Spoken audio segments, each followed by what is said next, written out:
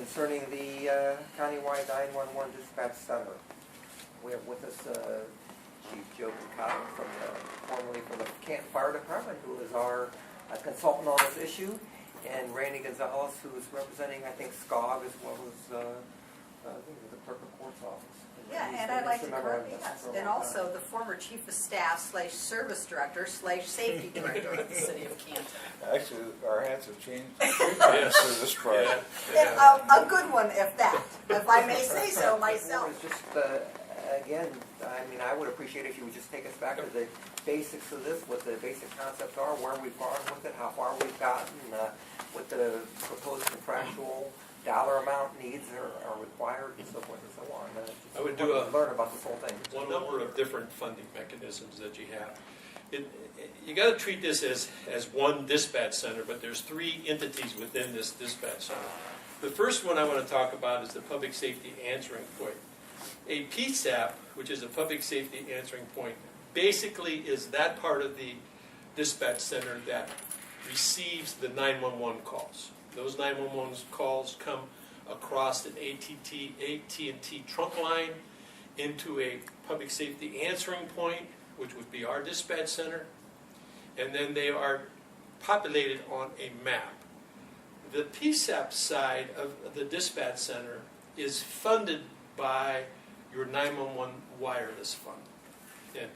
And I say that in the second paragraph. The PSAP is regulated by 4931 40 through 493170, which is an Ohio Revised Code that deals with the 911 wireless fund. Now, that came in being when the cell phone started to become popular.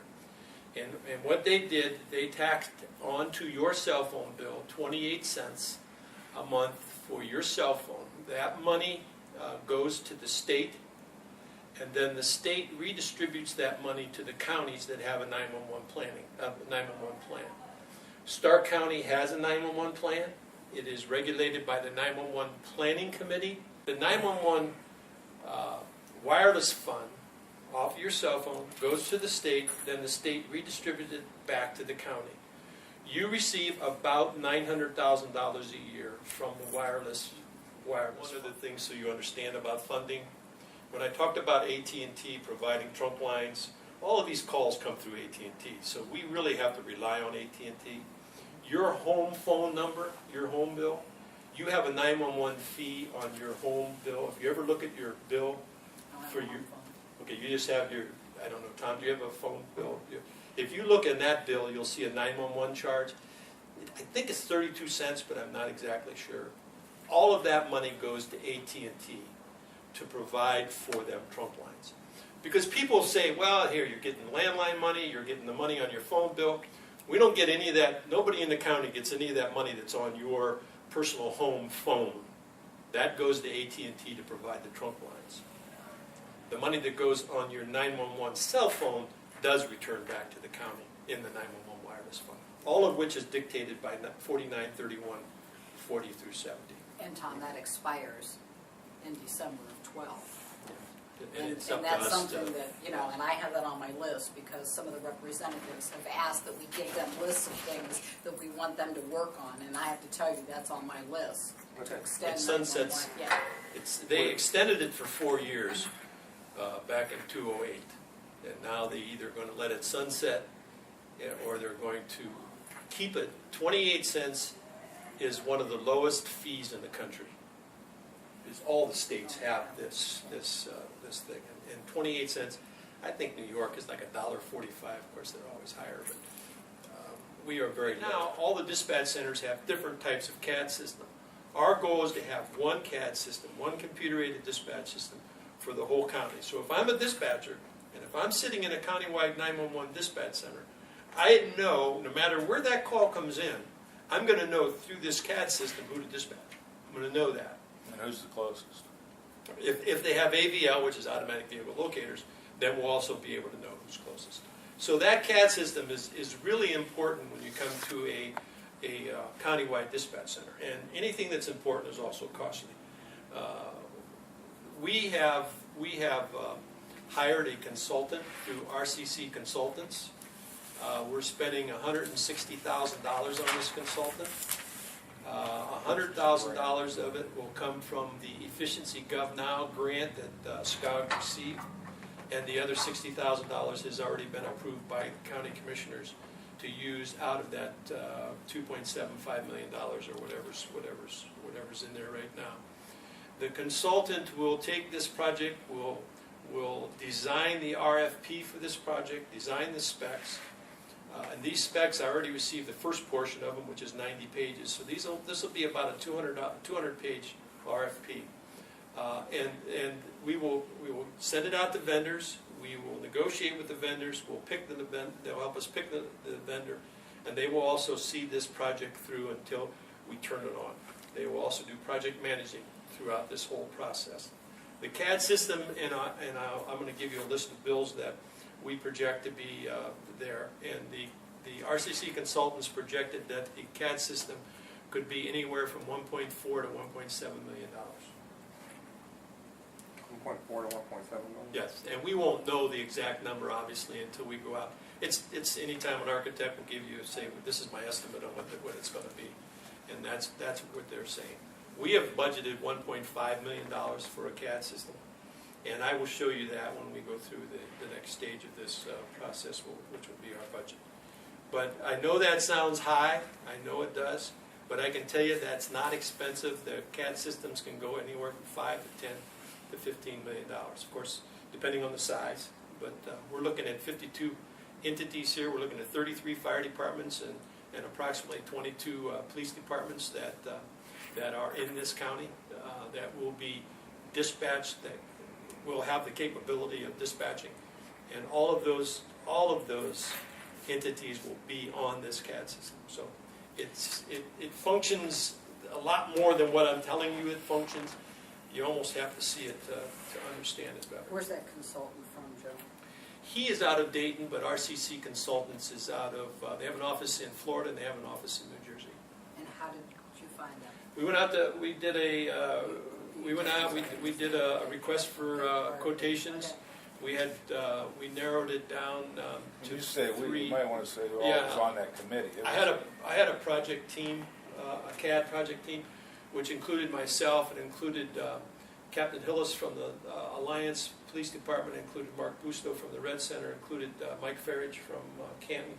It included Chief Fetty from Louisville, and Bruce McAllister from the Sheriff's Office. So we were the CAD project team. We interviewed 3 out-of-state consultants that came in. One was from New York, and one was from Minnesota, and one was RCC. Once we interviewed them, then we had our own scoring sheet, and we come up with RCC. We kept the politicians out of it, left it to the professionals. Did a 911 sales tax? No, anything I'm sorry. beyond, from the computer-aided dispatch and the dispatch function will be part of the sales tax money. The building, the capital part of building the dispatch centers is part of that sales tax money, that 2.7, which we have a budget that Joe has submitted. From this side of the page over. Don't we have another property tax for? Yes. That's going to go into operations. Okay, You all right. presently have, A tenth of a mil. which is Right. very interesting that you need And to that's think going to No. subsidize the operations of it. about. You Okay, have and 1/10 of a that's mil, gonna expire too. Yeah, absolutely. 2000. And we're not recommending, 11 or 12? I think the middle of 2011. The 1/10 of a mil property tax presently that you collect, the county collects, is given to Tim Wursler to operate the 911 call center. That's where the wages are for those call takers. Comes out of that 911 property tax levy. It's a 1/10 of a mil, and I think it equals about $650,000, $700,000. and all of our numbers are based on just renewing it, no asking for anything. I mean, that would be strictly up to the commissioners, but ours is not asking for anything new at this point. But honestly, I do think it expires in 11. I It's collected through 11. I can tell you, Which means we get it in 12. Right. I mean, that's something we need to take a I look at. think last year, Just to- Yeah, 12's the last year we get the money. I think you have to put it on a ballot by the end of November, or November November 11. to keep it going. Yeah. We also are going to train the present dispatch centers in the county. We have created through a police and fire training committee, through our governance board, we've established training needs. Our first one that we're doing is what they call an APCO, which is Association of Public Safety Communication Officials. They have a standard program. We are going to offer that to every Stark County dispatcher. We have 65 that have already signed up for that. First class is January 11th. Stark State is going to put that class on for us at a cost of $16,250. That includes the instructor's cost. And then we will buy the books at $5,917. Now, I already have a PO from you all, from the county, for the $5,917. The 65 students, both of these things, the $16,250 and the $5,917, will be reimbursed by an interoperable emergency communication grant program. The money's already in fund. So instead of being a reimbursement for the $16,250, we're just going to send that directly to Tim Wursler and Rich Weber, and they're going to pay that directly, and then they will reimburse the $5,917 for this. If I could get to that, this is kind of an important topic. Of course, one of the main things that a lot of the political subdivisions are very defensive on losing the dispatchers. They don't want to lose. The governance board's recommendation, we will hire every dispatcher that we possibly can that will get certified. The certification, we're looking at that price, is a very detailed time spent for those dispatchers. We want to have, and some of them don't. The Red Center doesn't take that, well, they take it, but they don't answer it. My baby stopped breathing call. My baby's not breathing. They're calling on the phone. You know, they thought that was a liability. They didn't want to get into it for years. After years of the governance committee and discussing this, we feel it's very appropriate that they do know how to handle that call. They will take the certification to handle that call. And again, it may save lives. They will be required to run so many hours in a police cruiser, so many hours in the back of an ambulance. All these dispatchers will have to go through that.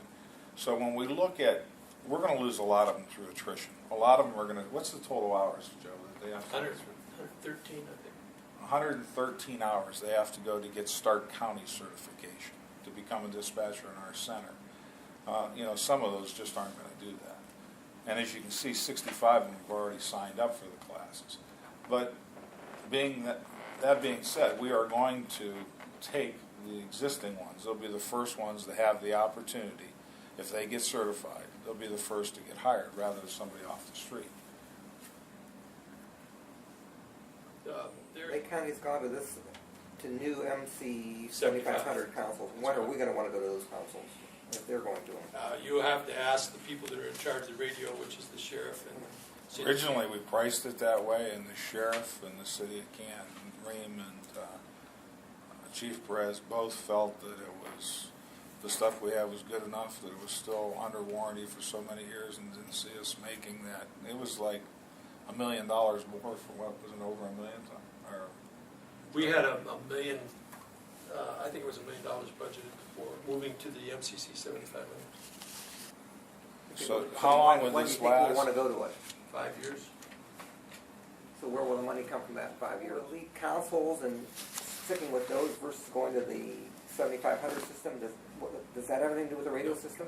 It doesn't, yes, it does, but it doesn't change anything.